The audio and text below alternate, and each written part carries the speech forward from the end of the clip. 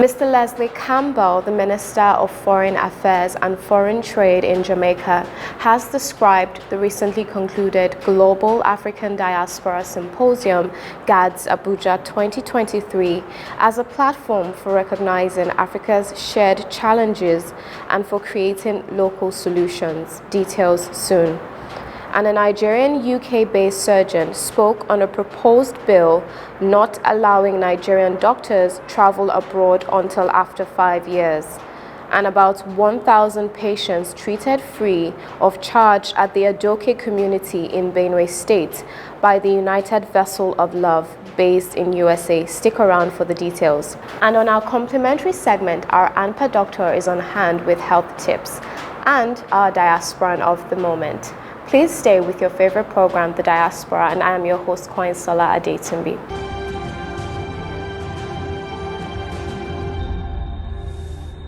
Welcome back. Mr. Leslie Campbell, Jamaican Minister for Foreign Affairs and Trade, has described his visit as a learning experience. He emphasized that Africa needs African solutions to African problems. Please watch. In the discussion, was really trying to learn from Mama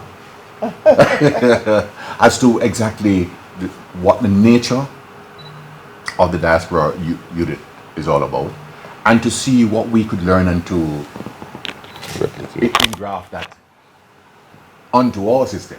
Because we do have certainly a diaspora unit, but it is staffed by members of our Foreign Affairs Ministry. And that is not always the most efficient way of doing things, because people are going around, they're posted, this one is in the unit for 3 months, and the institutional memory which we ought to have to continue the work isn't always there. So this is a very interesting learning experience for us, because although we've been at it since 2002 or thereabouts, you know, we're still a fledgling organization. And but we have benefited from, you know, assistance from IOM. We've benefited from the Irish, whose model we're using really, and we've had the discussions with Israelis and the Indians, and so it's really a learning mission for us, and we really appreciate your invitation and all the facilities which have been offered to us, and we certainly will continue the learning experience. Picking up from you whatever tips we can, so that we can all benefit, and you know, whatever experiences we've had, because it's just very interesting that all the experiences that you relate, all the difficulties, the challenges that which you have expressed, are the very ones that we've been grappling with, or in the area of the mapping. Yes, data mapping. It's, in fact, IOM assisted us some years ago. But it really came to naught. We're at it a second time. We're really trying to develop this platform. But then we have the issues in the United States and Canada and the UK, where they have all kind of data protection laws, and so we have to operate within that context, you know, with all the limitations placed by the domestic legislation in those communities. So we're hopeful that this time around we can navigate those challenges and come to have a more precise, a robust system which can capture everybody and help us with the diplomacy program that we're pursuing.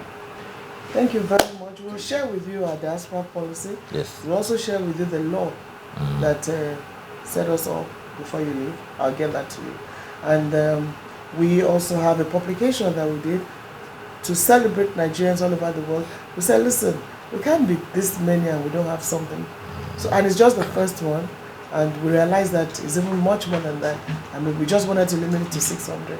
And like you said, we have to be intentional about engaging them. And I believe we're succeeding gradually. So we also try to learn from other countries. And I'm sure, although you say you're learning from us, we'll also learn from you. And I see that the challenges are very similar. Very, very similar. We are the same everywhere. One thing is certain. We must connect with our diaspora. And that's why we're talking about the global African diaspora. Let's all come together, connect. Right. Right. I said what the diaspora can do on the continent, and I believe that we're making steady progress. We must not relent in engaging the African diaspora everywhere they were in the world. As long as you're a black person, you're an African. Well, Right. And well, we just have to work. Peter Right, Tosh sang right, that. He said, no matter where you're from. So we look forward to being in Jamaica. And I look Of course, and I look forward to inviting you again. You There's have a an program, open invitation. The Door of Return, which we hope to do maybe this year. We start because of COVID. It's amazing. We take them through, and then we now receive them as kings and queens. You know, knowing that your forefathers were taken as slaves. It's just something I can't explain it. So I'll invite you. Hopefully, we're planning another one in November, October.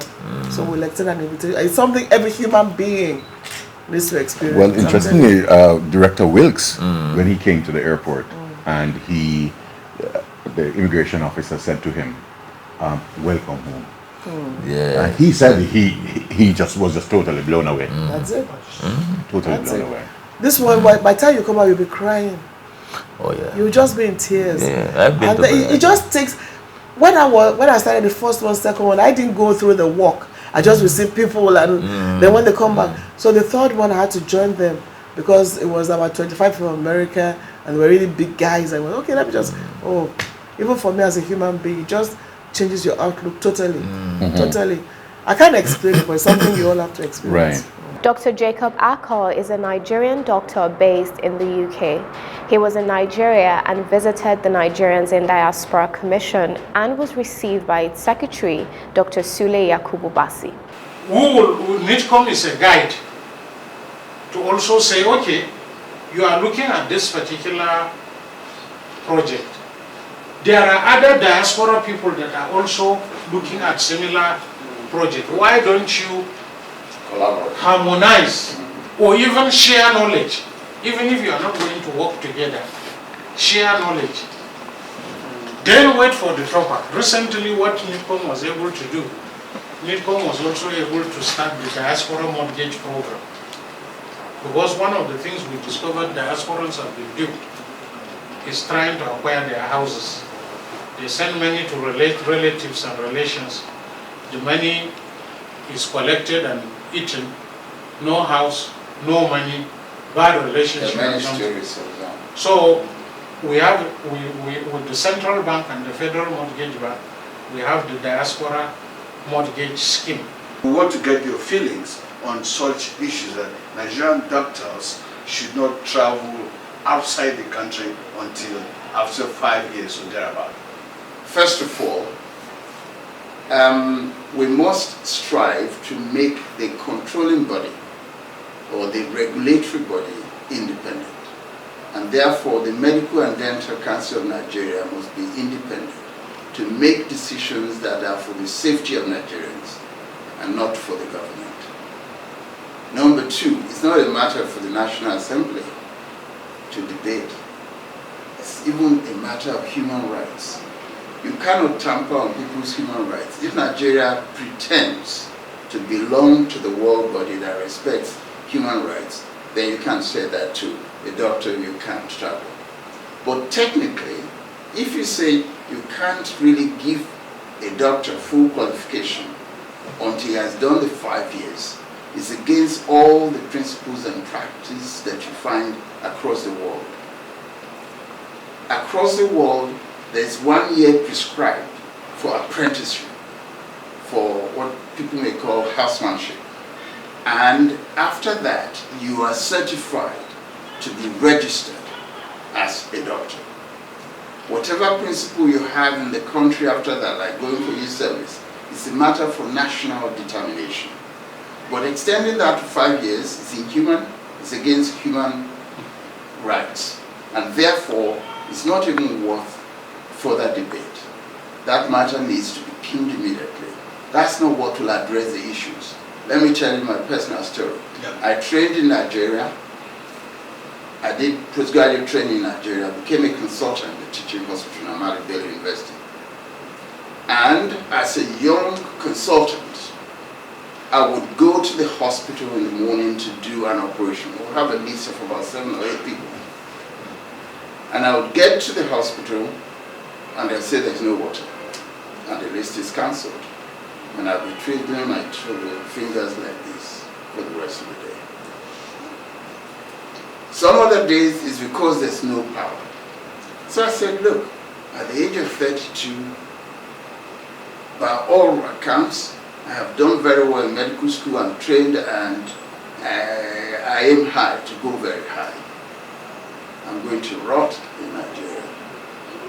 And by the way, that was after we had been engaged with that strike in 1985, when all we were asking for was for the government to improve the state of health services. Giving back to the community by way of volunteerism is highly appreciated and valued, especially by the diaspora community. The UVO medical team visited NIDCOM after a successful medical mission in Adoke community, Benue State. As you're aware, we were here for a medical mission in Benue State. We traveled to Adoka village this time.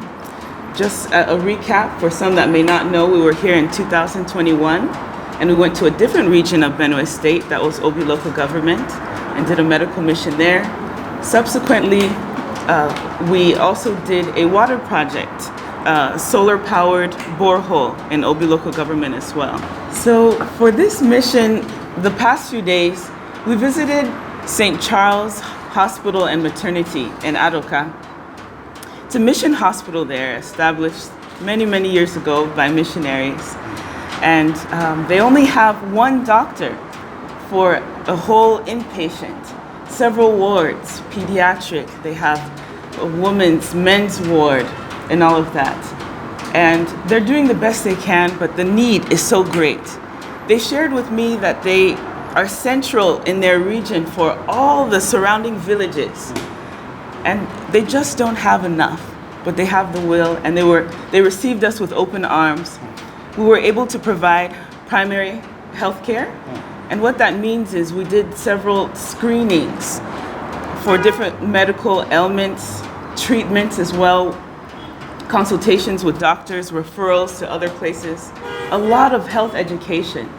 A lot of education just about, sometimes health education is about life, how to manage things, and it affects your health because it's all interconnected. We also dispensed medications as well, pharmaceuticals, and gave medical supplies, including mosquito nets, and also various medical supplies, from stethoscopes to everything you need to kind of run your clinic. So we were received very well by the Reverend Father there, and we were able to treat, as Rose said, over 1,000 people in a span of a little less than 3 days. And I also have to recognize it's also from the help of NIDCOM. As many of you guys are aware, there are challenges on ground, some from insecurity, logistics, movement, simple communication sometimes can be difficult as opposed to other regions in the world.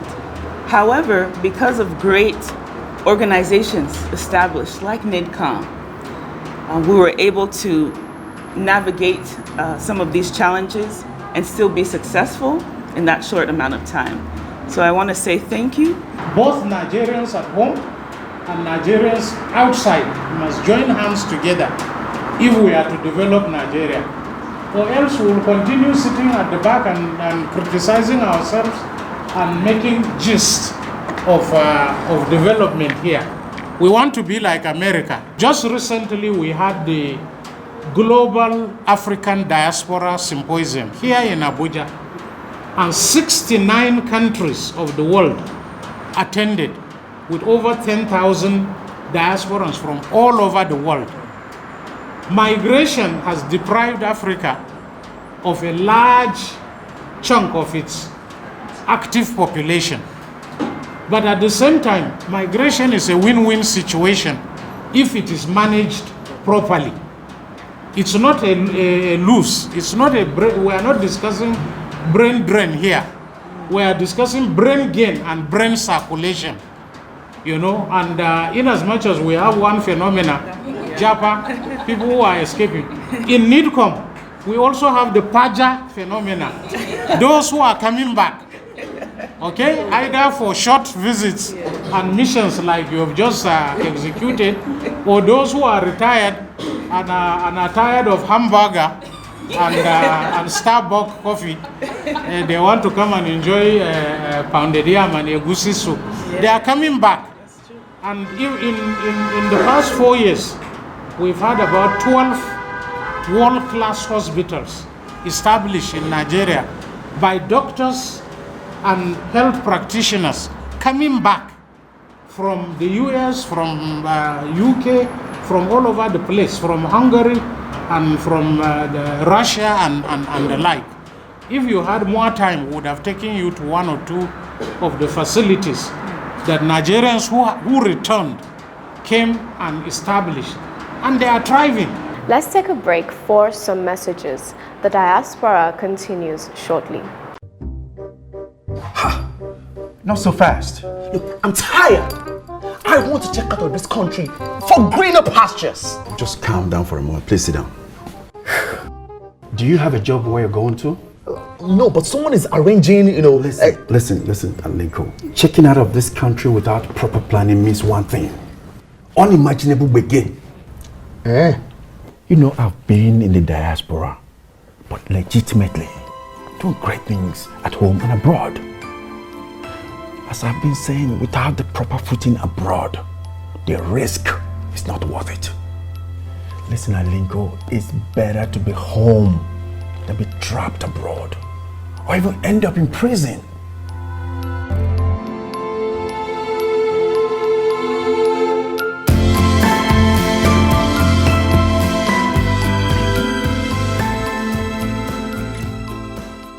Up next is our AMPA Doctor Health Tips segment. I'm here today to talk to you a little bit about health and wellness.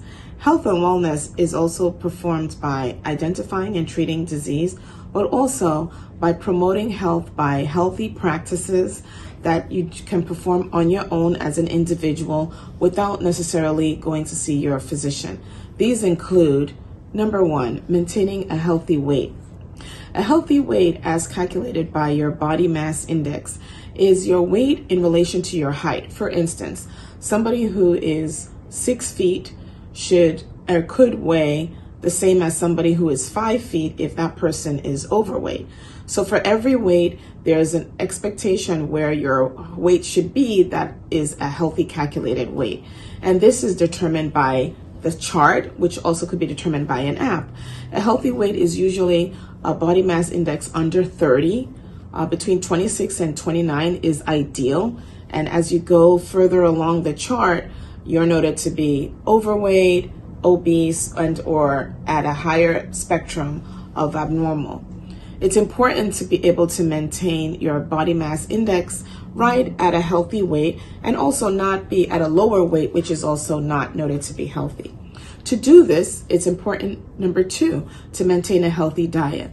It's important to understand that your diet is made up of different types of food, including carbohydrates, proteins, and fats. And to be able to have a healthy diet, it's important to balance the different kinds of foods in proportion. For instance, don't have a food that is heavy on carbohydrates, such as rice, cassava, yam flour, swallowed food, fufu, semovita. Instead, try and balance that out with a heavier portion of protein, such as fish, beans, lentils, all different kinds of beans, meats, but meat in moderation, because these are less likely to be associated with you gaining weight. Vegetables are also a great source of micronutrients and are very healthy to consume. They contain beta-carotenes and a lot of antioxidants that are healthy.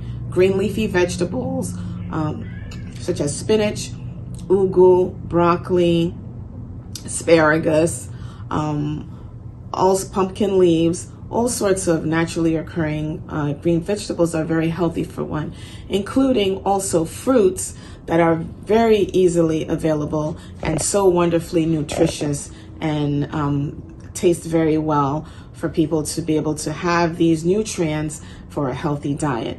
It's important to have portions. So for whatever you eat, do it in moderation, not a large amount of anything, but limiting your intake to be able to control weight gain. The other thing that would be very helpful, in addition to these two things, are being active. Daily exercise has been associated with healthier life outcomes. So be active, choose a sport or a regular activity. For those who may be limited, even walking for 20-30 minutes a day is very helpful to maintain a healthier outlook and lifestyle. Don't sit all day if you have a sitting job. You could get up and walk throughout the day to be able to add to your physical activity, and dedicate at least half an hour each day to be able to be active and maintain an elevated heart rate that would help boost your metabolism. Limiting alcoholic beverages is also very important in being able to maintain a healthy diet and limit the effects of alcohol, which if used excessively could be associated with a milieu of things, including hypertension, liver disease, adverse effects for different conditions, including problems with the heart, liver, cardiovascular disease, and so have you. And now to our Diasporan of the Moment with Shaliwa Ajila presenting. Our Diaspora of the Moment is Patricia Bibia Mawa. Patricia was born in Nigeria. She started her career in Nigeria at the Nigerian Television Authority, Calabar, as host of Gospel Music Therapy. Patricia is the Executive Vice President of Silver Trust Media and Afro Global Television, the largest Black-owned media organization in Canada. Prior to her appointment, she served as President and CEO of Planet Africa Group and Broadframe Media. She has directed and produced over 15 television programs, including The Visionaries, The Golden Button, and Standing Ovation. She is the writer and director of Afro Global Television's new drama series, Omobela Palace. She is the host of Planet Africa, the longest-lasting show of its kind in Canada on Omni TV. She also hosted several TV shows, including Thinking About You and Launch Date at the DBN Television in Lagos, Nigeria. She is currently serving as the writer and director of the television drama series Omobela Palace, which premieres on Afro Global Television. She was awarded the Queen Elizabeth II Diamond Jubilee Medal, Toronto Police Community Service Award, the International Women's Achiever Award, the BBPA Harry Jerome Awards, York Regional Police Civic Leadership Award, the Real World Visionary Award, and the Martin Luther King Dreamkeeper Award. Mawa is listed in Who's Who in Black Canada.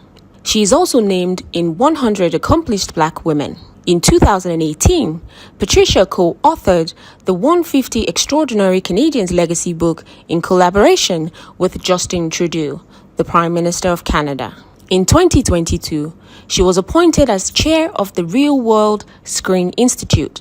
Later, in 2021, she was appointed as chair of the advisory board of Trebas College of the Global University Systems.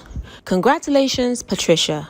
We celebrate you as our Diaspora of the Moment. That has been the Diaspora this week.